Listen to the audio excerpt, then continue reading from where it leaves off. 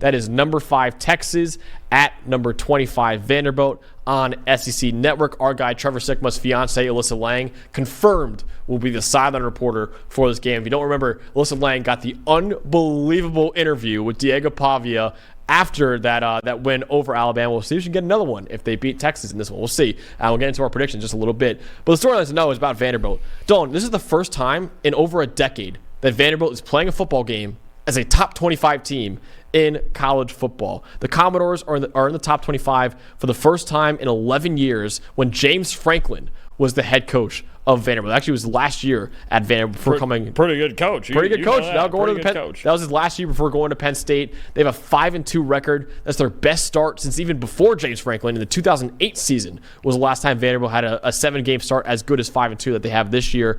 And Dawn, their preseason win total was 2.5 games. We thought this was a 2-10, or the books thought it was a 2-10 football team or a 3-9 football team, and now they're 5-2 so far this year. It's safe to say they've been one of the biggest surprises in college football, and after upsetting number 1 Alabama at home 3 weeks ago, they'll try to do another top 5 upset at home against Texas this week. So I know, listen, we're all talking about Texas and how they're going to look after that Georgia loss, but we got to shine some light on the Vanderbilt Commodores right now for their first game as a top 25 team since 2013.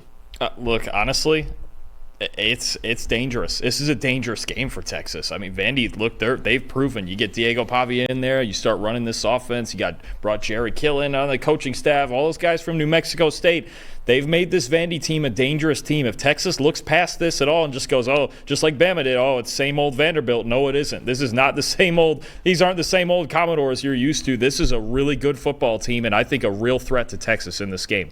Absolutely. So, Dawn, you had the pleasure of, once again, talking about Diego Pavia and this Vanderbilt offense. So what should we be looking out for when they have the ball? So I think we know that Vanderbilt by now, they do two things, okay? They control the clock, first of all. They have the 11th best average time of possession in the country. They run the football. They've got a lot of different looks for running the football. It's not a great offensive line. They're not a great blocking team, but they scheme around all of that. And as tough as Diego Pavia runs, I mean, they're just fine in the run game, right? But they want to control the clock. They want to extend drives just like they did against Alabama when they had the ball for 42 minutes, keep their offense on the field and be efficient, right? So between the run game, extending drives, and killing the clock, and the other thing is Diego Pavia has been so good on late downs. It's incredible. Their offense, we talk so much here about how important the early downs are and how to get ahead of the chains and all of that.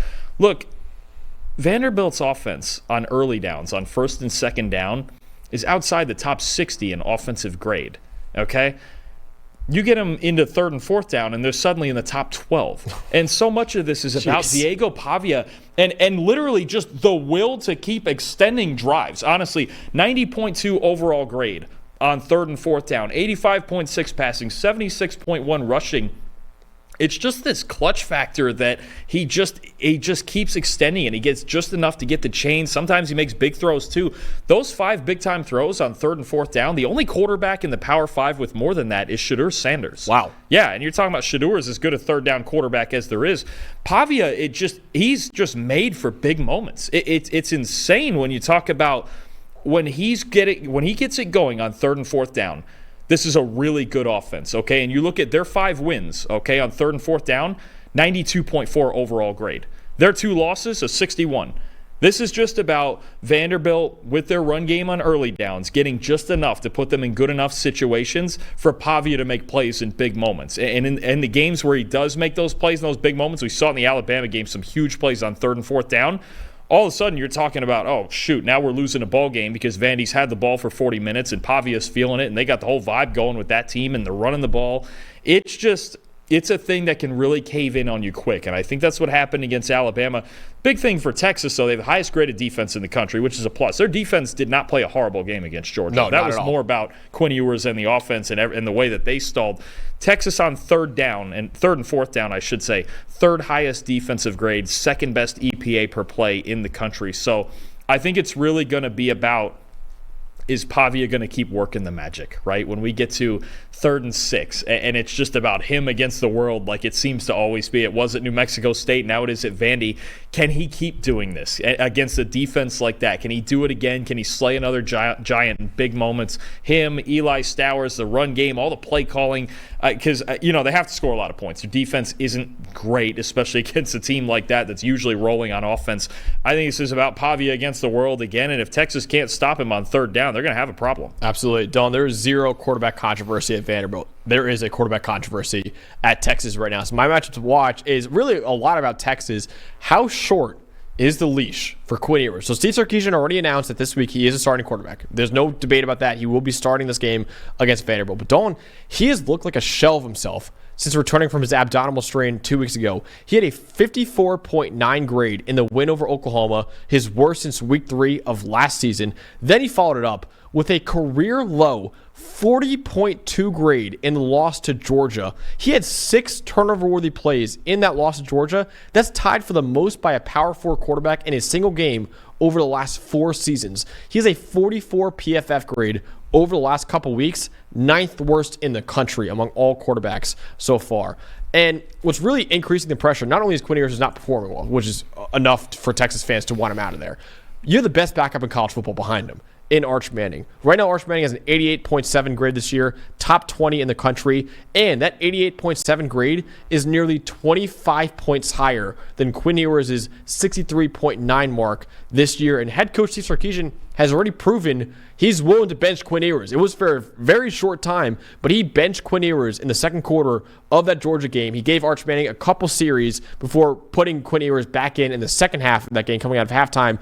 So he's shown he's not afraid of pulling Ewers if he struggles. I do think there's an opportunity here for him to bounce back, because right now Vanderbilt has a 70.9 defensive grade on passing plays. It's only 88th in college football. It's not the elite defense like Oklahoma. It's not the elite defense like Georgia. This is a defense that you can take advantage of probably.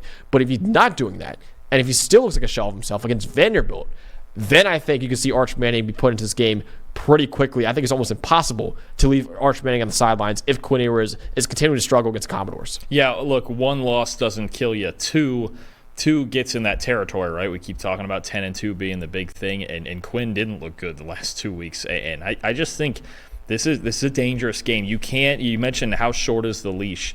I don't think it's particularly long, because you're talking about a team that if you fall behind and they start getting in their wheelhouse and they start controlling the clock, it can get away from you really quick. Because when they get in a rhythm, when Vanderbilt gets in a rhythm and they start feeling it through the ground, through the air, every bit of, and Diego Pavia is just kind of doing the Diego Pavia thing, you cannot, especially the turnover thing, you can't have, first of all, you can't have 6 turnover-worthy plays in a game. But we saw it. What really set off Vandy against Alabama?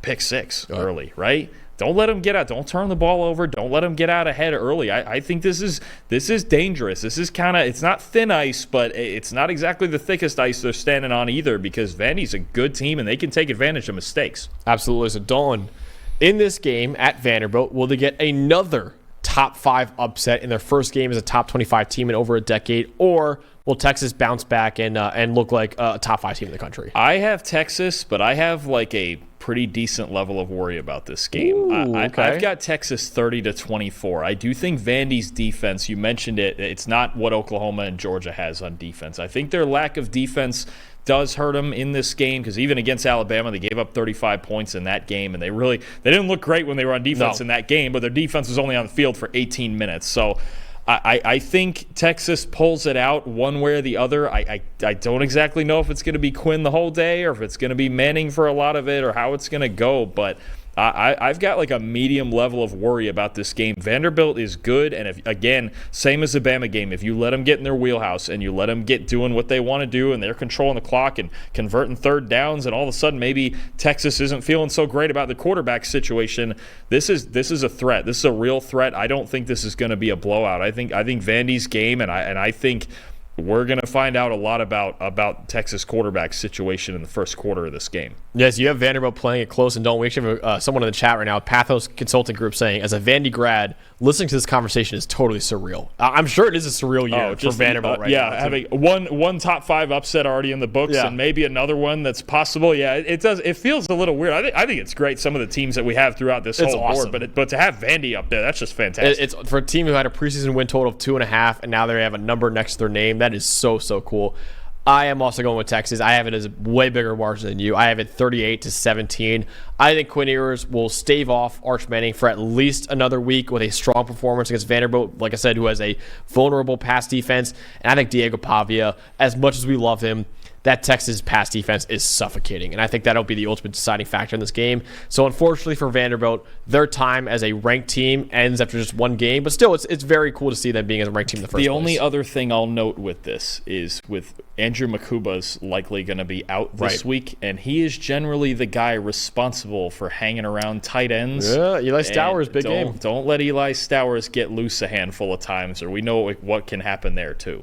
Absolutely. So both of us going with Texas over Vanderbilt.